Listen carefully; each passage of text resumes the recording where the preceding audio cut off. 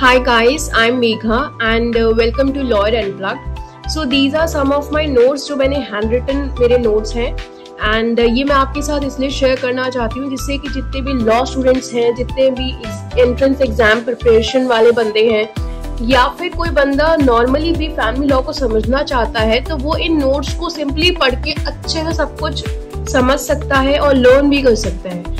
So I would suggest you कि आप इन सब के स्क्रीनशॉट्स ले लो जिससे कि आपको अच्छे से सब कुछ पता चल जाए कि फैमिली लॉ में क्या है। और मैंने इसकी हिस्ट्री से स्टार्ट किया है जिससे कि आपको हिस्ट्री से ये पता चल जाए कि हाँ यहाँ पे इस टॉपिक्स में क्या क्या है और ये कैसे कैसे चले हैं।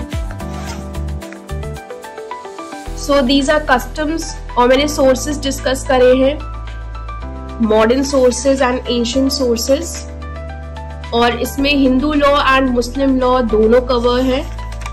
स्कूल्स ऑफ हिंदू लॉ, ऐसे ही मैंने आगे स्कूल्स ऑफ मुस्लिम लॉ भी कवर किया है। So please take the screenshot क्योंकि ये ऐसे नोट्स हैं जो आपको मैंने अपने हाथों से बनाए हैं और आपको बहुत ज्यादा काम आएंगे।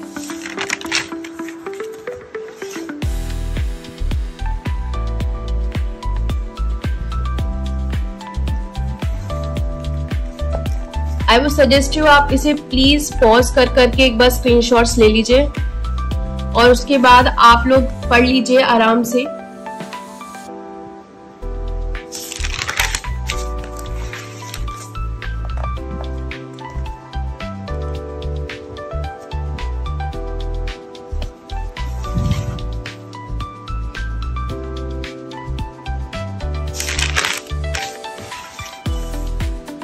ये डिफरेंट टाइप के हमारे मुस्लिम लॉ के स्कूल्स थे।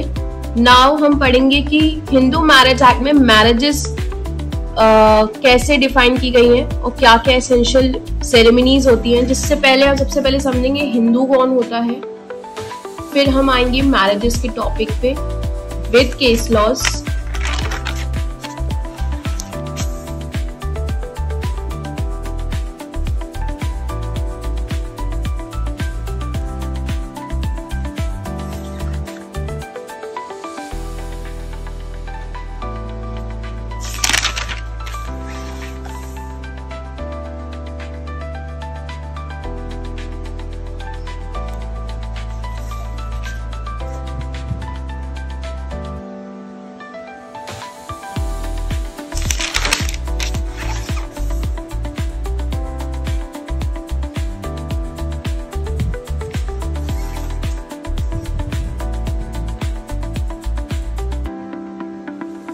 आप किसी भी तरीके की अगर एंट्रेंस की प्रिपरेशन कर रहे हो which also includes like CLAT preparation, JRF preparation, like JRF in the sense UGC NET exam देके।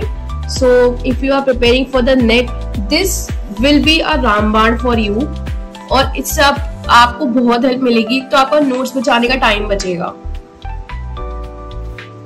सो आप सिर्फ स्क्रीनशॉट लेके एक शॉर्ट नोट्स बना के बस खुद के लिए याद कर सकते हो।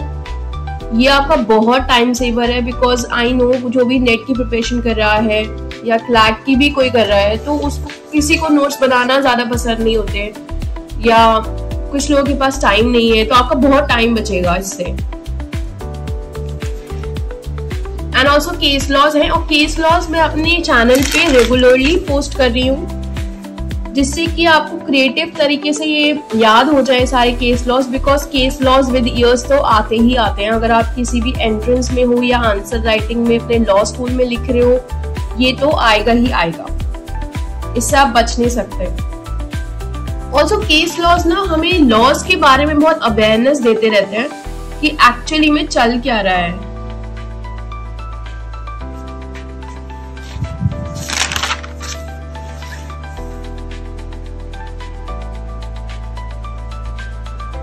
अब ये मुस्लिम मैरिजेस जो होती हैं उसकी जो एसेंशियल सेरेमनीज हैं जैसे कि इसमें सारा आपको दिखेगा, आप पढ़ना एक बारी, आपको बहुत हेल्प करेगा ये। इवन पेंसिल से मैंने शॉर्ट नोट्स इसलिए लिखे हुए हैं जिससे कि अगर किसी को कोई प्रॉब्लम होए तो वो आसानी से समझ जाएगा। ऑल्सो गाइज, अगर आपको इन नोट्स के अलावा भी अगर कोई इशू क्रिएट होता है तो आप प्लीज कमेंट सेक्शन में एक बार मेरे से पूछ लेना। ऑल्सो अगर कमेंट सेक्शन में पूछना नहीं हो तो आप मेघा सक्सेना 901@gmail.com में एक बार मेल कर देना कि आपको क्या क्या इश्यूज हैं या मैं आपकी किस तरीके से और हेल्प कर सकती हूँ। So I am ready to help you any time, तो आप मुझे प्लीज बताना।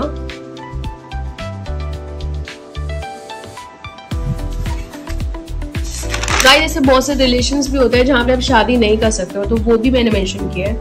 ऑल्सो हलाला का कंसेप्ट बहुत इजीली अवेलेबल नहीं होता है, तो मैंने इसको बहुत इजी एग्जांपल से आपको समझाया है कि व्हाट इज हलाला।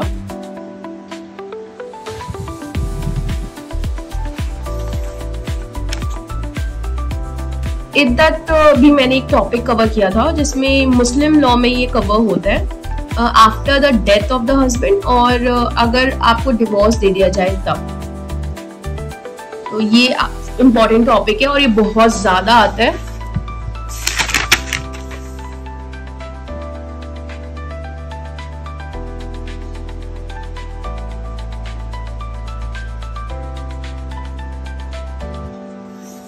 गाइस, मैंने इसको इतने इजी से एग्जांपल्स के साथ और बहुत इजी तरीके से मेंशन किया है, बहुत ही लेमैन इंग्लिश में, जिससे कि आपको बहुत इजीली समझ में आ जाए। बिकॉज मैं भी बहुत इजी लैंग्वेज में ही समझ पाती हूँ चीजों को, तो मैंने इसलिए सब ये नोट्स इसलिए ही शेयर करे हैं जिससे कि आपको इजी लैंग्वेज में सब समझ आ जाए। And also this is for free, so you should grab this opportunity. आपको एटलीस्ट पढ़ना तो चाहिए, I would suggest you.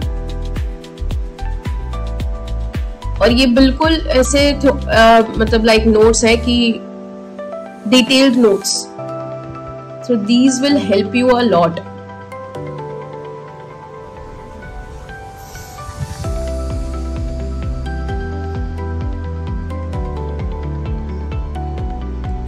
Guys, जैसे हिंदू लॉ में इरेगुलर मैरिजेस नहीं होती है, बट हिंदू लॉ में वॉइडेबल मैरिजेस होती है। बट कुछ लोग समझते हैं ये दोनों सेम है, तो मैंने ऊपर पेंसिल से मेंशन किया कि दोनों सेम नहीं है और ये लोग डिफरेंट कैसे हैं। ऑल्सो अगर आपको मेरी हैंडराइटिंग कहीं जगह समझ नहीं आती है तो यू कैन आस्क मी कि मैम ऐसी कोई चीज है जो हमें समझ नहीं आई है, I will tell you, that's not an issue.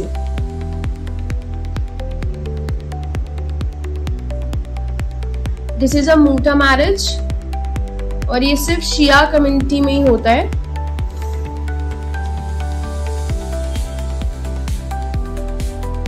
which is also known as temporary marriage.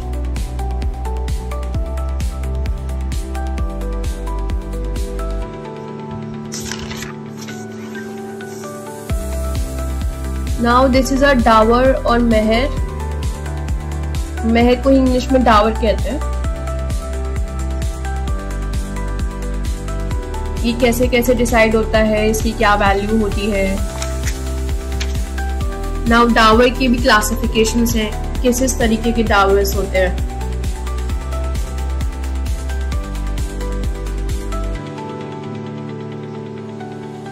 Also ये जो मैंने लिखा है मेहर मुसम्मा, और ये आगे मैंने जितने भी मेहर की ये लिखी हुई हैं। सो गाइज, ये भी कभी कभी आंसर राइटिंग को अगर आप लिखते हो ना तो आप एक ग्रेस पॉइंट मिल जाते हैं आपको। ऑल्सो एंट्रेंस में तो ये पक्का पूछे जाते हैं, क्योंकि कोई भी इतना याद करके तो जाएगा नहीं और ऑब्वियसली एग्जामिनर ऐसे क्वेश्चन पूछेगा। तो ये बात है,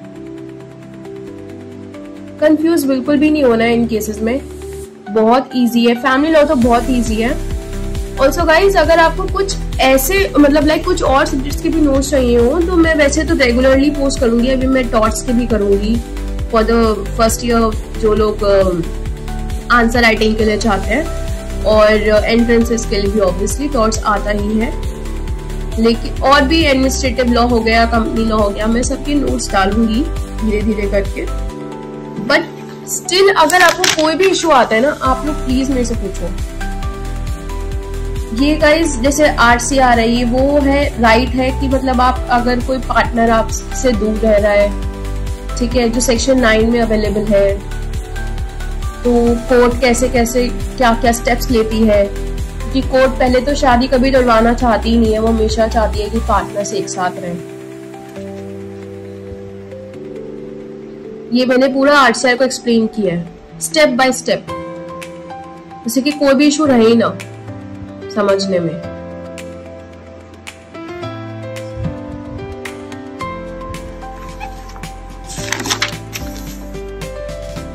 ये गाइस केस लॉज है।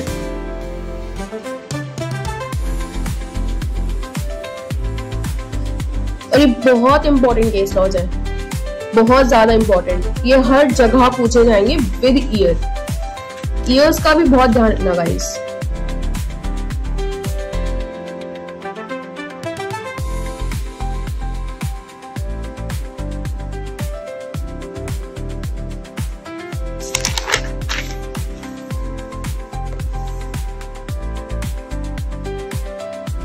अभी हमने restriction of conjugal rights RCR जो पढ़ा था वो हिंदू लॉ के हिसाब से पढ़ा था।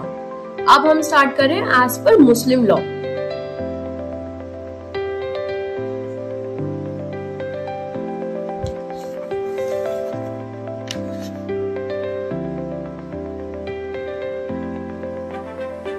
गाइज ऑल्सो मैंने बहुत सारे ना ऑनलाइन कोर्सेज भी किए हुए हैं। सो मैं चाहती हूँ कि वो जो कोर्सेज पढ़ के मुझे जो कुछ भी समझ में आया, if I can deliver you that would be very good. तो मैं वो कोर्सेज भी आपके सामने डिलीवर करने वाली हूँ, like not courses but yes, जो भी मैंने सीखा उन सारे कोर्सेज से, जिससे कि आप भी अवेयर हो कि सारी नई चीजें क्या होती है। I will post it regularly on my channel, so just stay tuned.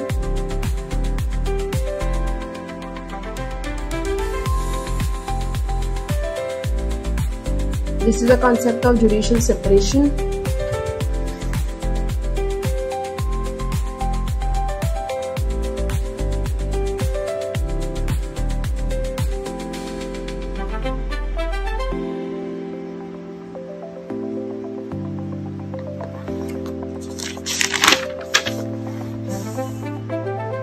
Now this topic is of divorce in Muslim law. Theories of divorce पूछा जाता है गाइज, क्योंकि ये लोग सोचते हैं कि this is not important, but guys ये पूछ लिया जाता है। मोस्टली मैंने केसेस में देखा है कि इसे पूछा गया है। प्लीज इससे आसानी से, मतलब गाइज प्लीज इसे अच्छे से पढ़ लेना।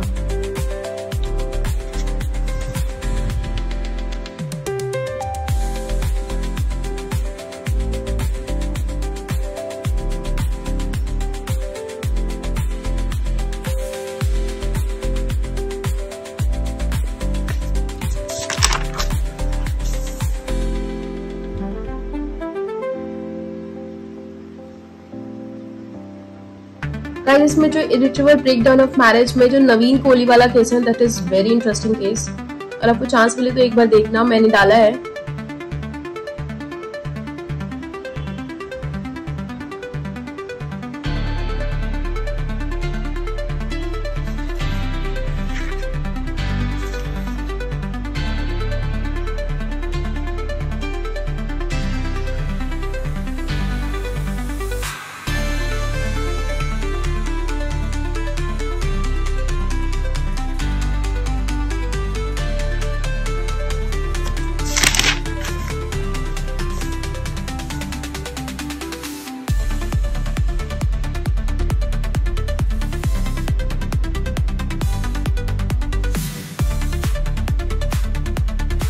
नाउ गाइस मैंने डाले ग्राउंड्स ऑफ डिवोर्स, किस किस ग्राउंड पे डिवोर्स मिला करते हैं।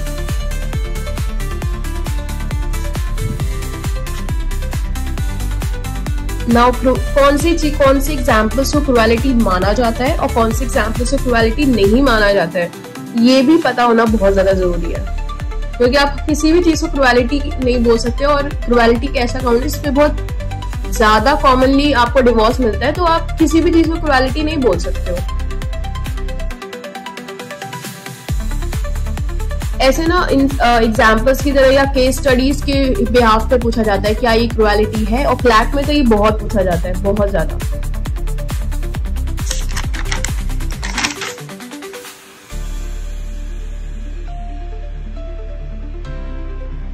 ये फॉलो वर्सेस फॉलोअर बहुत छोटा सा केस है, बट गाइस ये बहुत देखा है मैंने, ये प्लीज एक बार ध्यान से पढ़ लेना।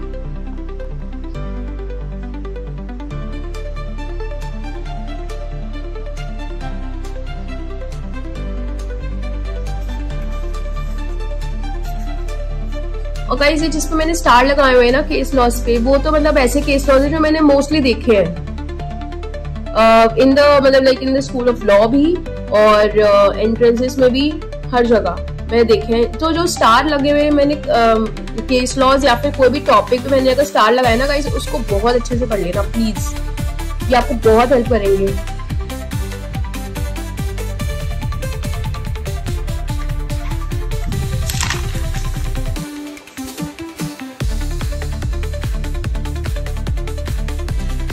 गाइस मैंने लिटरली पढ़ के नोट्स बनाए हैं, एंड अगर ये आपकी लिटरली थोड़ी भी हेल्प करे ना तो प्लीज एक बार कमेंट करके बोल देना कि हाँ भाई हेल्प हुई आपकी।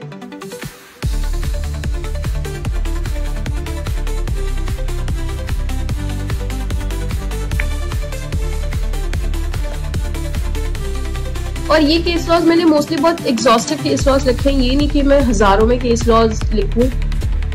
केस लॉज की लिस्ट ऑब्वियसली एग्जॉस्टिव बिल्कुल भी नहीं है, बहुत लंबी लिस्ट है, बट मैंने सारे वही केसेस मैंने निकाल के लिखे हैं जो मोस्टली आंसर राइटिंग को बढ़ाएंगे और इतने ज्यादा लैंडमार्क केसेस जो सबको पता होंगे और एंट्रेंसेस में तो पूछे ही जाएंगे, ये वो केसेस है। और कभी कभी ना आप सिर्फ केस लॉस में पढ़ते हो ना तो आपको लॉस समझ में आ जाता है। आप कभी ट्राई करके देखना ये चीज।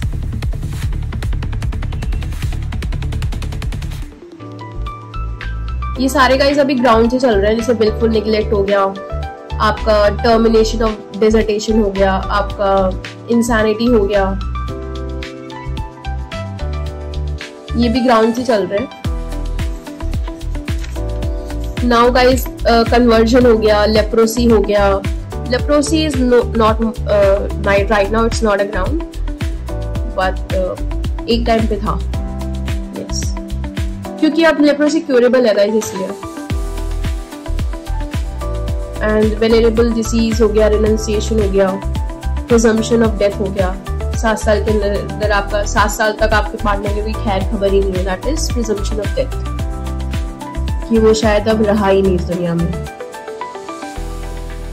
ऐसा कोर्ट की जरूरत है, उस बेसिस पे आप डिवोर्स ले सकते हैं। देन म्यूचुअल कंसेंट, आपसी मतलब आपसी कॉम्प्रोमाइज से डिवोर्स हो गया, दैट इज म्यूचुअल कंसेंट। ये मैंने बहुत ही ज्यादा स्टेप बाय स्टेप लिखा है म्यूचुअल कंसेंट को, क्योंकि कभी कभी ना लोग जुडिशियल सेपरेशन में म्यूचुअल कंसेंट में से छोटी छोटी कंसेप्ट को बहुत मिला देते हैं। सब कुछ मिला जुला है बट डिफरेंस तो है, तभी दैट्स व्हाई अलग अलग सेक्शन में अलग अलग तरीके से दिया हुआ है उसको। तो गाइस प्लीज कंफ्यूज मत हुआ करो, स्टेप बाय स्टेप एक स्टोरी फॉर्म में उसको याद कर लिया करो, वो आपको इजी पड़ेगा। एंड फैमिली लॉ तो बहुत ज्यादा मतलब एक तरीके से फैमिली गॉसिप टाइप का एक सब्जेक्ट है।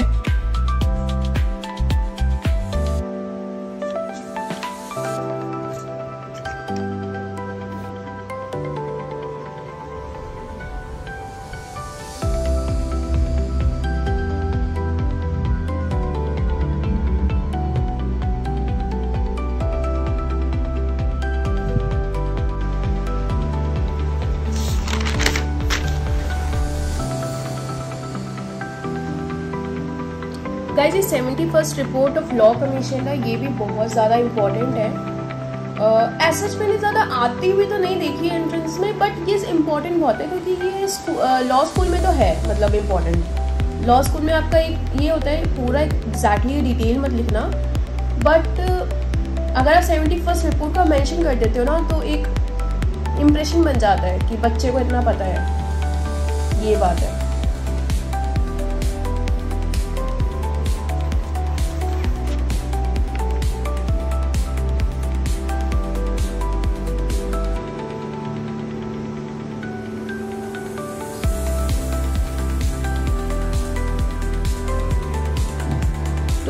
में मैरिज लॉ अमेंडमेंट बिल आया था, जिससे जो कुछ अमेंडमेंट्स आए थे वो सारे मैंने मेंशन किए हैं।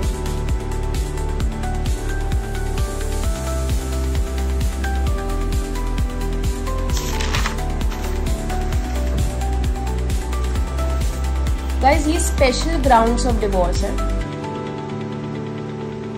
जो सिर्फ वाइफ के पास अवेलेबल है, और मैंने इसको विद केस लॉज डिफाइन किया है। एक बार प्लीज आप इसे ध्यान से देख लेना।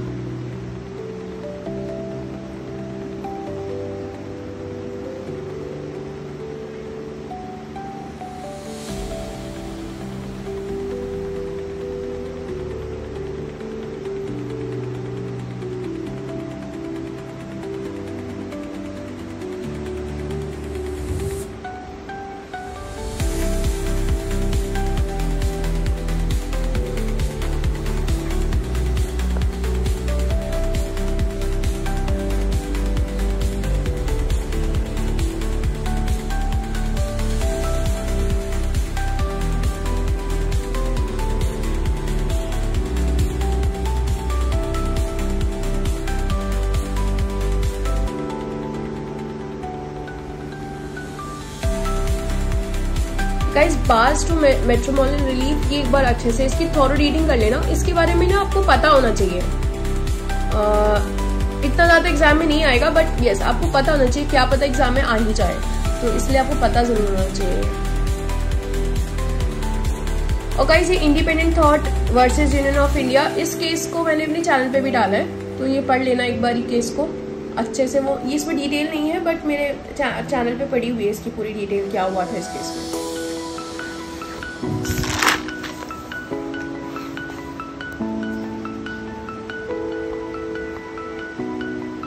और गाइस मैंने सेक्शन वाइज डाला है, जिससे कि आपको ना कोई भी कंफ्यूजन ना हो, बस।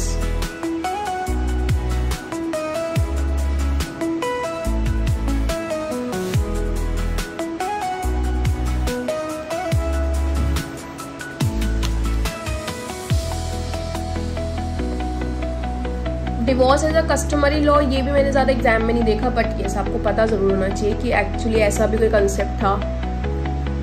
और अगर लिखने को आ जाए तो एटलीस्ट आप लिख दो, या एंट्रेंस में आ जाए तो एटलीस्ट, एंट्रेंस मोस्टली ऑब्जेक्टिव्स ही आते हैं, तो एटलीस्ट आप मार्क कर दो कुछ उस पर।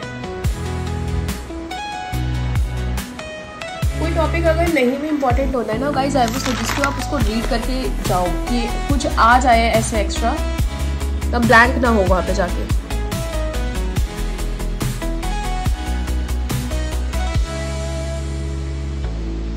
ये गाइस सारा डिवोर्स का टॉपिक ही चल रहा है अभी, कि मतलब इन केसेस में क्या क्या होता है, एंड पेटिशन कैसे ट्रांसफ़र होती है कुछ केसेस में, ये सारी चीज़ें वही है, और स्टेप बाय स्टेप मैंने मेंशन की है, तो मैं इसलिए रिपीट नहीं कर रही हूँ, बिकॉज वो ऑलरेडी सब कुछ उसमें मेंशन है।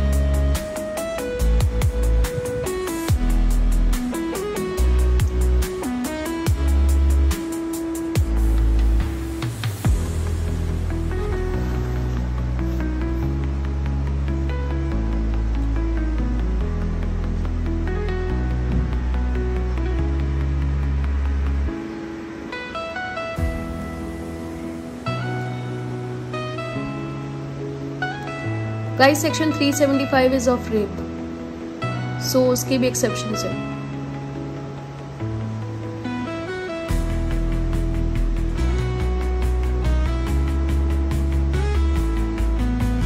ये दोबारा से independent thought versus union of India case की दोबारा से बात की गई है। एज आई सेड कि आप मेरे चैनल पे अवेलेबल है, एक बार आप जाके चेक कर लेना इस केस को, इम्पोर्टेंट केस है, आ जाता है वाला।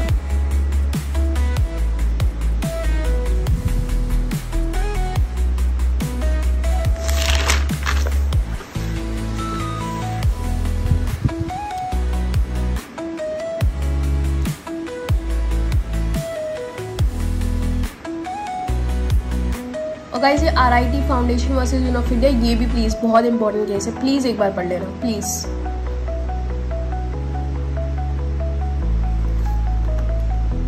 अगर आप इतना भी पढ़ के चले जाओगे ना, आपको फैमिली लॉ में और कुछ पढ़ने की जरूरत है ही नहीं, not even in a law school, इससे ज्यादा नहीं पढ़ता कोई भी। बुक है तो हाँ उसकी रीडिंग कर लेना, बट स्टेप बाय स्टेप जो आप समझ जाओगे ना, वो इसमें से समझ जाओगे सारा कुछ।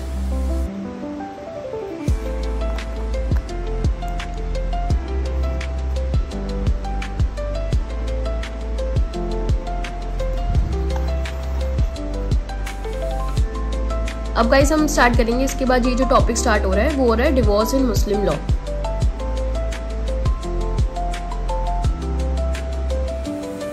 अभी तक सारा हिंदू लॉ का चल रहा था, और मैंने ऐसे कवर किया कि जैसे डिवोर्स एक टॉपिक है तो वो पहले हिंदू लॉ फिर मुस्लिम लॉ, ऐसे ही गार्जियनशिप का और ऐसे ही सारे मैंने कवर करे। मैरिजेस का भी ऐसे किया, पहले हिंदू लॉ करा कवर फिर मुस्लिम लॉ करा, जिससे कन्फ्यूजन ना हो, एक टॉपिक एक बार में खत्म हो जाए।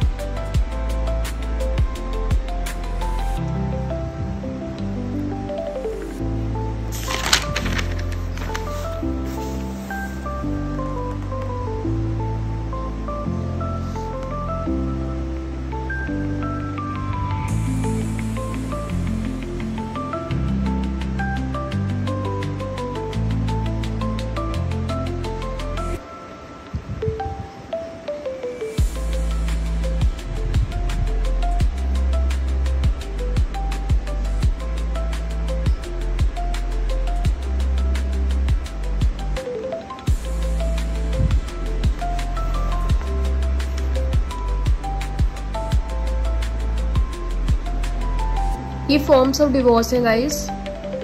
इसको प्लीज़ एक बार ही ना एटलीस्ट आपको नाम याद होने चाहिए कौन कौन से फॉर्म्स हैं। डिटेल हल्की हल्की पता हो चल जाएगा, नाम एटलीस्ट आपको प्लीज़ पता होने चाहिए।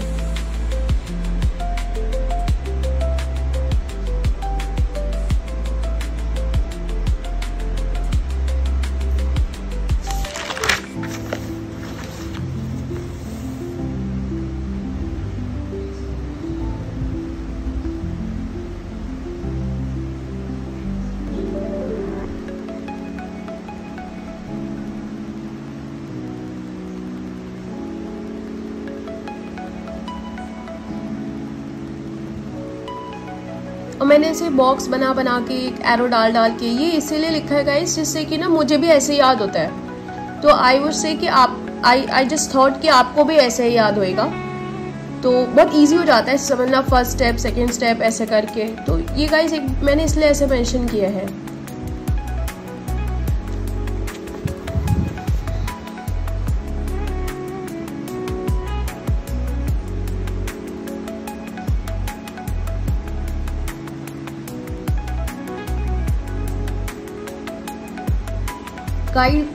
गाइस मैं फिर से एक बार रिपीट करना चाहती हूँ कि अगर आपको कोई भी डाउट होता है ना, एक बार प्लीज़ मुझे इधर कमेंट सेक्शन में पूछ लेना या मेरे को मेल पे पूछ लेना। मैंने मेल आईडी अभी बताई थी आपको, मेल आईडी पे पूछ लेना। विद इन 24 आवर्स आपको रिप्लाई आ जाएगा, कोई इसमें टेंशन नहीं है। तो एक बार आप पूछ लेना गाइस, ऐसे कंफ्यूज मत होना बस।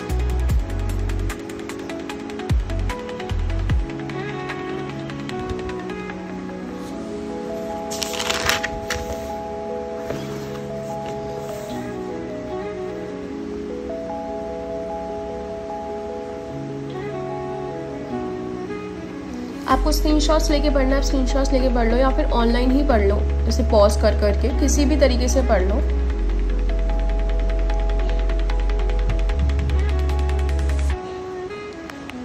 ये कंस्ट्रक्टिव डिवोर्स के पार्ट्स है गाइस, ये नहीं कि अलग अलग है, इलाज ज़हर लियम नहीं, ये कंस्ट्रक्टिव डिवोर्स के ही 3 अलग पार्ट्स हैं, उन्हीं के अंदर आता है ये।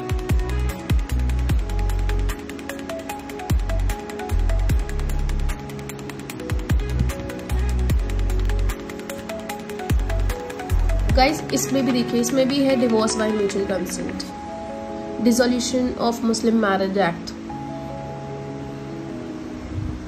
सो गाइस इसमें भी ये देखिए डिवोर्स बाय म्यूचुअल कंसेंट, मतलब आपस में ही बात करके डिवोर्स कॉम्प्रोमाइज से कि दोनों डिवोर्स लेना चाहते हैं, डिवोर्स ले लिया।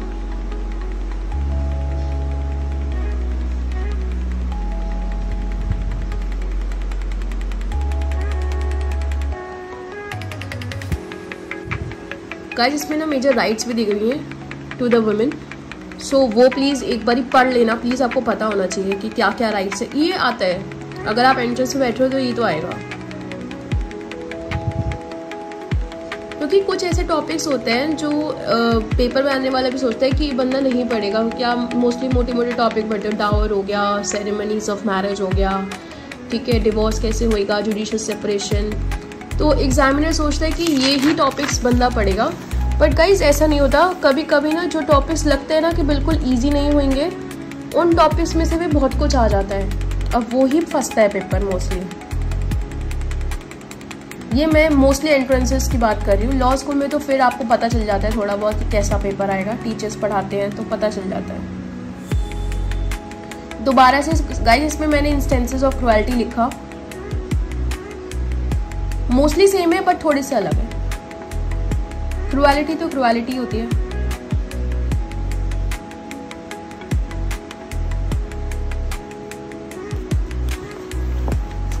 और गाइज ये केसेस हैं, ये केसेस सच में बहुत इंपॉर्टेंट है।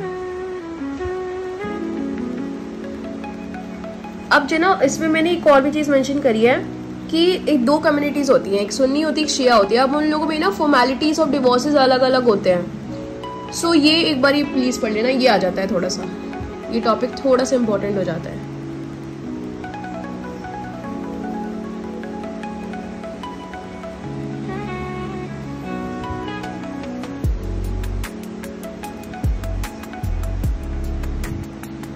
सो गाइज, इसके बाद हमारे कुछ टॉपिक्स और बचते हैं फैमिली लॉ में, which is maintenance, adoption, guardianship, will, gift, Waqf and property कैसे कैसे डिस्ट्रीब्यूट होगी। सो गाइज, इसको मैं अपने सेकंड पार्ट में डालूंगी। आप एक बारी प्लीज सेकंड पार्ट भी देख लेना, आपके लिए बहुत ज़्यादा हेल्पफुल होगा। आई वुड सजेस्ट वो अपने लॉ स्कूल्स में हैं, अपने फ्रेंड्स के साथ प्लीज़ इसको शेयर करना, उनको भी हेल्प हो जाएगा। एंड ऑल्सो जो लोग अपने एंट्रेंसेस दे रहे हैं उन लोगों के लिए भी बहुत ज़्यादा बेनिफिशियल है। तो अगर आपका कोई फ्रेंड या फैमिली वाला कोई भी अगर एंट्रेंसेस दे रहा है तो प्लीज़ उसके साथ भी शेयर करना, and it would be very helpful for them and for you also.